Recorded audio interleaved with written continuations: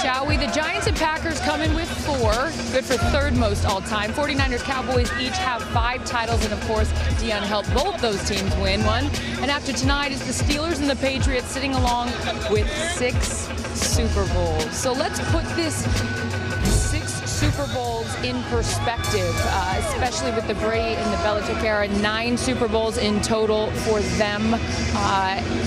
How, hands down, the greatest dynasty in football, correct? In football. Okay. In football. I wasn't born, in the Packers days and those runs and all that. I have no recollection of that. But for what I know, can't be touched. Mm-hmm. You can't even fathom this. You can't even find 53 guys but in New England to buy into this type of atmosphere. Mm-hmm. You see when anybody come up here, they sound the same. They talk the same. They answer the same. They respond the same. They go out there and compete the same. It's all about the team, not about the I. And the special thing about it, Prime, is the longevity of it. Yes. You expanding 19 years or so, 18, 19 years. Well, their first championship with Brady and Belichick 2001. Absolutely. Mm-hmm. But, I heard someone explain the Patriots that I thought was so profound. And I don't know if you heard it, Prime. They said the Patriots are like chameleons. They can change based on their environment. Right. And that's what they have done over these 18 years, right? If they needed to spread people out with Randy Moss and receivers, they can do that and win. Mm-hmm. If they need to have 2 tight ends with Gronk and the late Aaron Hernandez, they can play like that as well. Now we see them fullback, 2 tights, running the football. It's amazing. And you mentioned the longevity. Brady was 24 years old when he won his first Super Bowl. Now he's 41. 2001 beats the Rams. 2000 and now 19, but the 2018 season beats the Rams again. The ability to do it year after year after year. Have we ever seen anyone like him? Not just in football. We hadn't, but you got to understand, we've never seen any management that is truly and totally dedicated to winning and on the same page with the head coach. We've never seen that. Okay, Usually, the owner's doing this, the head coach want to do this, and there's friction.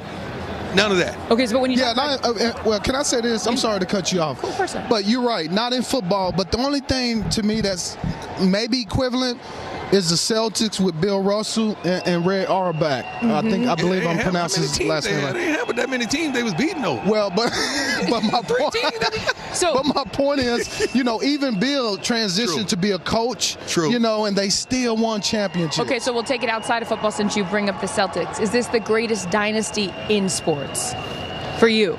Ooh, I know what Deion's going to say. That's the top. Yeah, give me MJ. When you win, what is the 11 championships? MJ ain't lose. MJ over there. MJ ain't lose on that stage. That's true. All right. Well, we'll save the weeks to come to talk about dynasties. In the meantime, we're going to toss it over to the losing quarterback of Super Bowl 50. Why you had to say it like that, Well, Carissa? because it's there has to be a loser in the game. But you didn't have to say it like that. Okay, then man, Mama watching. No, I'm not saying he's a loser. I said he was the losing quarterback. Jared Goff. Kills, and it hurts. It hurts me so much just knowing how well our defense played, and against that team, against Tom, to play that well defensively, and us not hold up our end of the bargain, and it's our job to score points, and we didn't do that tonight. Well, the toughest loss I've ever had. I mean, it kills. It's terrible, and there are some good things you can take from it, but right now there's nothing. I mean, it's a game. I wish I would have played better. I wish we would have played better on offensively as a whole. I wish I could have had a million plays back, but there's nothing you can do about it. You just got to learn and move forward. He's not going to get me to pout and feel sorry for myself. I realize what this game means. I cherish the crap out of it, and I don't give a crap if you have a Hall of Fame bust, if you're been a Pro Bowler or win 20 Super Bowls. At the end of the day, you're all going to die, and you're all going to have the opportunity to play football or not be playing football. And who you are, how you carry yourself, whether you pout and feel sorry for yourself is the only thing that's going to matter, because that's what people are going to remember about you. You know what? And so for me, what means the most is that guys see me hold my head high. They see me confident in them and loving them, and there for them in any way I can moving forward. Andrew, a class act all the way through and through right there. Some nice perspective for them. When you look at the numbers, Jared Goff, self-admission, didn't have a good night. And there was a lot of plays that he said he would like back. You see the comparisons from the year that he had to tonight. So when you looked and we sat and watched this game together, you guys, and we just kept waiting for this high-powered, prolific offense. Well, LT and I were watching it together. You were watching it up in a suite. When LT and I were watching the game together, we were waiting for the offense to get going, and it just never quite got going. Why? Well, earlier this week, we was asked a question about the Rams. What did it take for them to win this game? And we talked about them getting 200 yards rushing, and we talked about the big plays. They led the league in big plays. Well, the Patriots eliminated that tonight. They couldn't rush the football, and they couldn't create the big plays. And I really think it was because, for one, that defensive line controlled the line of scrimmage. They really got Jared Goff off his spot, but also on the back end, Prime, they mixed up the coverages. You heard Stephon Gilmore talk about that, and I thought that was the difference. I mean, we're Todd Gurley. Todd Gurley only had 35 yards. Is this an injury situation? No. We got to quit blaming this stuff on Todd Gurley. I'm not blaming anything. I know you're not blaming on Todd Gurley. You're not. But I hear this. I hear that sentiment echoed. Man, the line ain't blocking nobody. I mean, Gurley will make you miss. Gurley hit it. When he had it, he hit it. When it wasn't there, it just wasn't there. So that's not on him. I've said all week, this kid Goff is going to be special, but he's not ready for this stage right now. He's not ready for Bill Belichick. And let me tell you something, man. That whole offense, coaches included, they weren't ready for this. Did you see the bewildered look when they panned to the sideline? They were out-coached. Okay, so they didn't have a lot of blank looks. They didn't have no answers for the stuff that the Patriots were doing. So are you willing to say Sean McVay wasn't ready for this?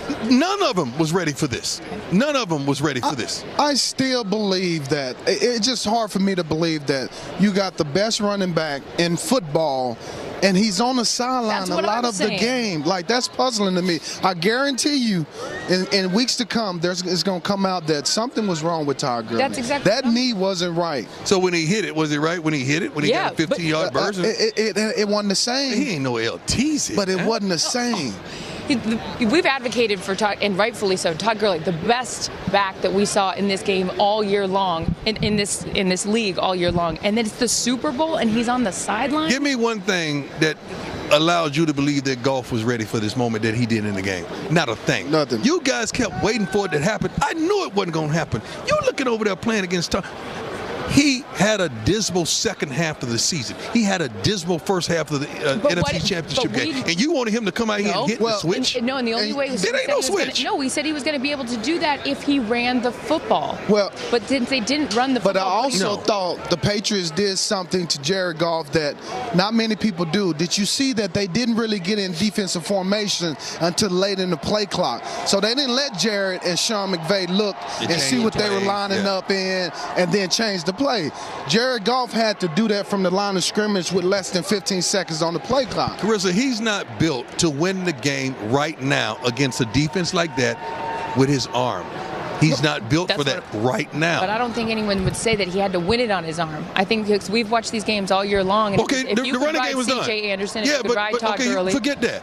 That was over. So they established that earlier. And the this game is not going to be no running game. Right. Didn't they establish that? Yep. Stats. I hate reading stats. But stats said it ain't going to be no running game. You're going to have to throw this thing. Right. They may have take 3 shots or 2 shots deep vertically.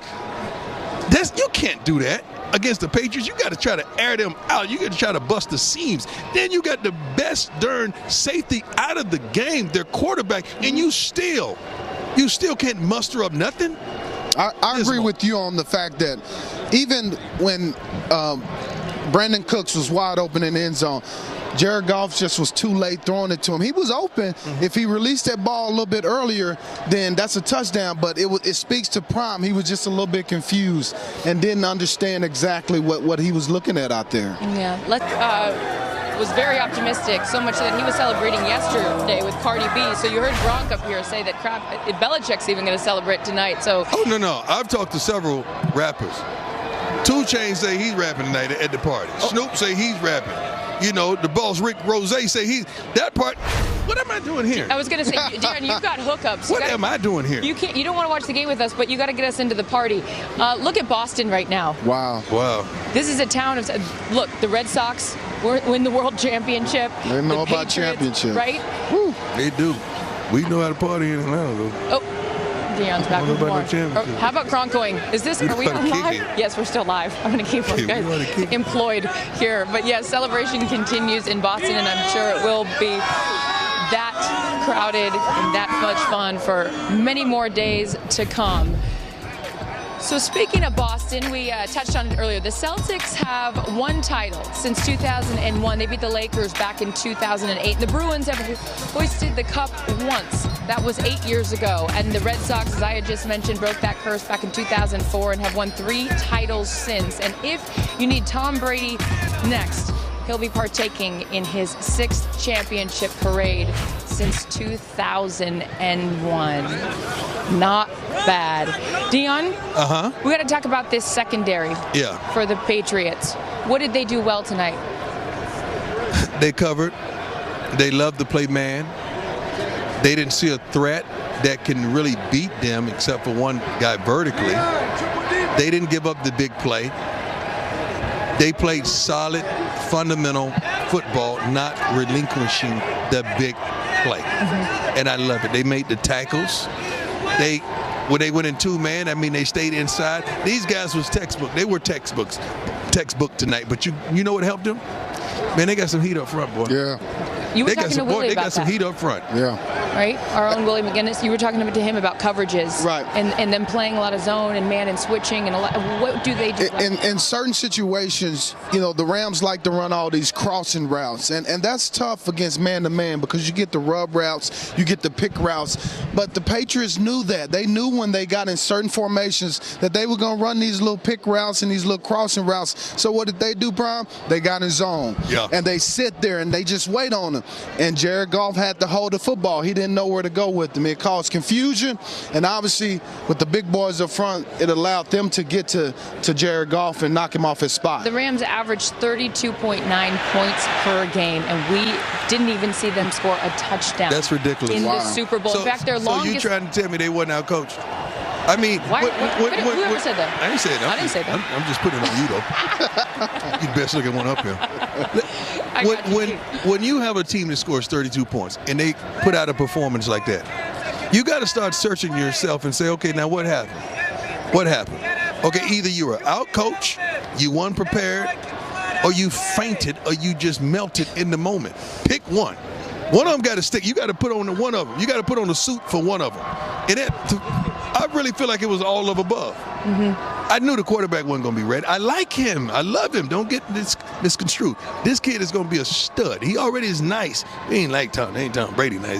He, like second level. Look, Jared Goff is he about that third tier. He one of 32 quarterbacks in the National Football League. You don't just end up here without the talent to do so. Right. You don't end up in the Super Bowl in your third year. He's had an unbelievable year and wasn't able, by his own admission, to put it all together tonight. Their longest play of the night was 24 yards. So, LT, from your offensive lens, even with the black shield, what did you see? I like that.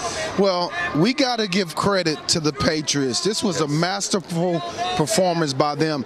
And really, I'll say this. Since I've been living, this is the best Super Bowl performance from a defense that I've seen.